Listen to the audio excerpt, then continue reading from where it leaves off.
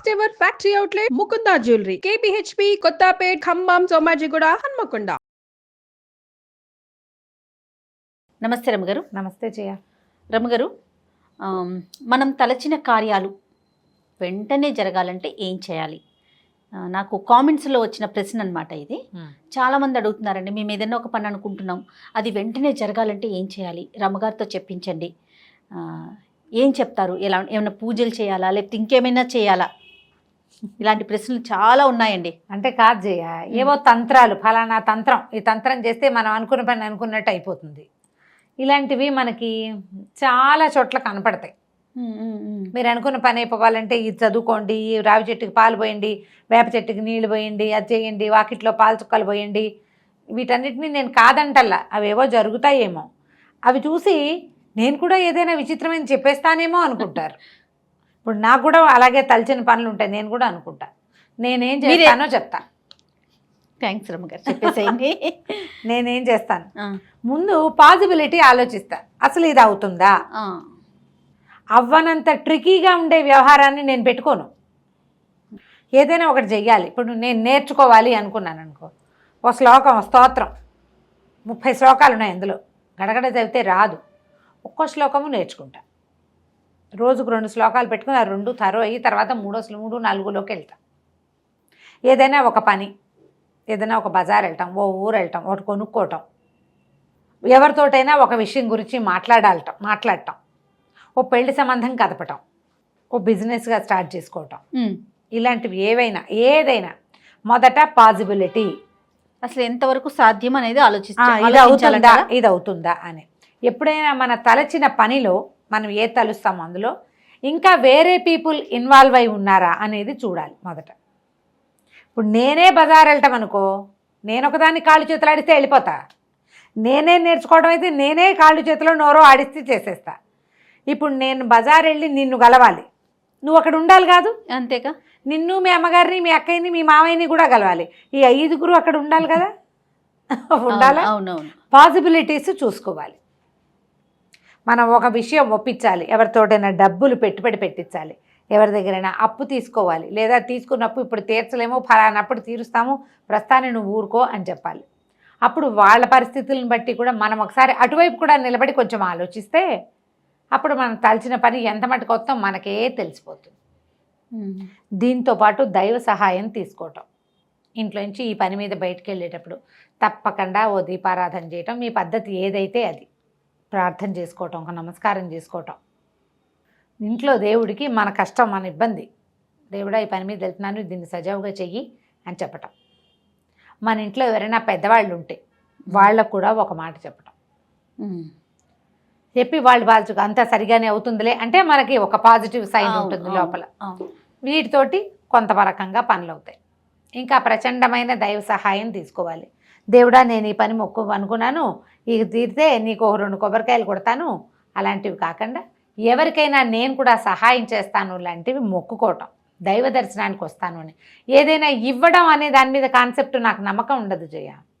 భగవంతుడిగా దేవాలయాల్లో కొబ్బరికాయలు కొడతాను, అది చేయిస్తాను, ఇది చేయిస్తాను కాదు, నేను వచ్చి నీకు దర్శనం చేసుకుంటాను, నా శ్రద్ధని నీకు ఇస్తానని పెట్టుకుంటాను.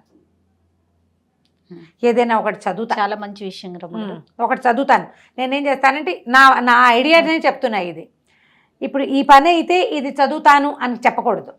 నువ్వు ఇది చదువు, ఏదైనా మొదలుపెట్టు, అది నీకు వెనకాల తోడుగా ఉంటుంది. నేను సాధారణంగా రామాయణాన్ని ఫాలో అవుతా. రామాయణంలో సకలార్థ సిద్ధి రామాయణం అని ఒక విధానం ఉంది. ఆ ప్రకారం సకలార్థ సిద్ధి రామాయణంలో ఈ అన్ని విషయాలు మనం అనుకున్న పనులు నెరవేరటానికి ఇందులో ధర్మకార్యం అనేది ఒక పాయింట్ ఉంటుంది. అందులో నీకు లాభం, ఇతరులకి నష్టం ఉంటే ఆ పని జరగదు మనం అనుకున్నా కూడా. ఒకవేళ అయినా చెడిపోతూ ఉంటుంది. అంటే భగవంతుడి మీద భారం వేసినప్పుడు కదా, అదే నువ్వే చేస్తే నువ్వు ఎదుటివాడిని మోసం చేస్తావు, నువ్వే సంపాదించుకుంటావు, అలాంటి వాళ్ళు కోకొల్లలుగా కనపడతారు. అవును. బట్ ఇలాంటి వ్యవహారంలో మనం దేవుణ్ణి కనుక మన వ్యవహారంలోకి లాగితే ఒక ధర్మబద్ధమైనది, దానివల్ల ఇతరులకి నష్టం కానీ, బాధ కానీ, కష్టం కానీ కలగనిది, నీ ప్రాస్పరిటీ, నీ పిల్లల అభివృద్ధి, నీ వ్యాపార అభివృద్ధి, నీకే విద్యాభివృద్ధి, నీకే మనశ్శాంతి, చిత్తశాంతి. పిల్లలకి ఏవో హ్యాబిట్స్ ఉన్నాయి, భర్తలకి ఏవో హ్యాబిట్స్ ఉన్నాయి, వ్యాపారం కలిసి రావట్లేదు, డబ్బులు కలిసి రావట్లేదు. ఆల్రెడీ నీ దగ్గర కోట్లుంటే ఇంకా కోటాను కోట్లు రావాలంటే కాదు సుమి. అలా కాదు. ఇలా మన సమస్యల్లో ఉన్నప్పుడు దేవుడా నా చేయి పట్టుకో, నాతో ఉండు, నాకు సహాయం చేయి, నా వెన్నుదన్నుగా ఉండు నువ్వు అని భగవంతుడిని ప్రార్థించే విధానాల్లో రామాయణం లాంటి గ్రంథాలు చదువుకోవటం, రోజు రామాయణం చదవటం, అది మనకి అన్ని కార్యాల్లోనూ హెల్ప్ చేస్తుంది. రామాయణం ఒక విపరీతమైన పాజిటివిటీ ఉన్నటువంటి గ్రంథం. ఆ పాజిటివ్ థింగ్ని మీతో పాటు ఉంచుకోండి. ఓకే. లేదా భగవద్గీత చదవండి. భగవద్గీతలో కూడా కొన్ని ప్రత్యేక శ్లోకాలు ఉన్నాయి కదా. అనన్యాశ్చింతయంతో మాం ఏ జనా పర్యుపాసతే తేషాం నిత్యాభియుక్తానాం యోగక్షేమం వహామ్యహం. ఇది చదవండి. పరిత్రాణాయ సాధూనాం వినాశాయ చ దుష్కృతాం ధర్మ సంస్థాపనార్థాయ సంభవామి యుగే యుగే. ధర్మం కోసం భగవంతుడు పుడతాను, ప్రతి యుగంలోనూ పుడతానన్నాడు. నమ్మితే అతను మీ వెనకాల ఉంటాడు అంతే. ఓవేళ పని అవ్వకపోతే దేవుణ్ణి తిట్టద్దు, ప్రయత్నాన్ని తిట్టుకోండి, ప్రయత్నాన్ని సరిచేయండి. ప్రయత్న లోపాన్ని గుర్తించుకోవాలి. మనం సరిగా చేయలా, ఎక్కడో సరిగా చేసాం, మనం తప్పు చేసాం, లేదా ఎదుటివాడు పాజిటివ్గా లేడు, వాడు పాజిటివ్గా ఉండాలని కోరుకోవటం మొదలు పెట్టండి. మీరు ఏం జరిగినా మనం మంచిగా అనుకో. ఇవాళకి ఆగింది, ఓకే, రేపు జరుగుతుందేమో. నువ్వు భగవంతుడి మీద విశ్వాసం ఉంటే పనులు అవుతాయి, మీ మీద మీకు విశ్వాసం ఉంటే పనులు అవుతాయి. మీరు ఎంత పాజిటివ్గా ఉంటే అంత పాజిటివ్గా పని అవుతుంది. ఓకే. ఏది ఎంత ట్రై చేసినా అవ్వట్లేదు, అది మనది కాదు, ఇది మనది కాదని మానేయండి, కొత్తది మొదలు పెట్టండి, హాయిగా ఉంటుంది. ఇప్పుడు ఇందులో చూడు, నెగిటివిటీకి తావు లేదు, నిరాశకి తావు లేదు, మీకు కుంగుబాటు రాదు, మీ ప్రెషర్ మీ వాతావరణం మీద పడదు, హాయిగా ఉంటుంది. నేనైతే ఖచ్చితంగా దీన్ని ఫాలో అవుతాను జయ. ఇది మొన్నటి దాకా చెప్తున్నా ఏం చేశాను. అయోధ్యకాండలో మొదటి 2 సర్గలు శ్రీరామ గుణవర్ణనం చదివేదాన్ని. ఇప్పుడు పరశురామ పరాజయం చదువుతున్నాను. ఓకే. ఓ 30 రోజులు, ఓ 40 రోజులు అలా పెట్టుకుంటాను నేను. అది అయిపోయింది, ఇది స్టార్ట్ చేస్తా. బాగుంది. చేస్తూనే ఉంటాం, అది నడుస్తూ ఉంటుంది. తర్వాత దీంతో పాటు నాకు పాజిటివ్గా అనిపించేది ఏంటంటే పంచాయుధ స్తోత్రం అనే ఒక స్తోత్రం. విష్ణువుకి సంబంధించింది. ఇది అన్ని పనులు అని కాదు, ఏదో పని మీద వెళ్తున్నాము, ఏదో ఇబ్బంది వచ్చింది, పిల్లలు ఎక్కడైనా ఇరుక్కున్నారు రాలేదు, మనవాళ్లే ఎక్కడైనా ఉండిపోయారు రాలేదు, వాళ్ళకి అక్కడ పని ఒక బాధపడుతున్నారు, అలాంటప్పుడు మనకి సహాయం కోసం పంచాయత స్తోత్రాన్ని తీసుకోవచ్చు. చాలా సహాయం చేస్తుంది. అది ఎట్లా చేయాలంటే ఊరికే ఒకసారి కాకుండా 5 times 5 సార్లు విష్ణువు యొక్క 5 ఆయుధాలకి సంబంధించిన స్తోత్రం. శంఖం, చక్రం, గద, ఖడ్గము, ధనస్సు, ఈ 5 ఆయుధాలు ఉంటాయి ఆయనకి. శంఖచక్రాలు పట్టుకుంటాడు, మనకు కనపడుతుంటాడు.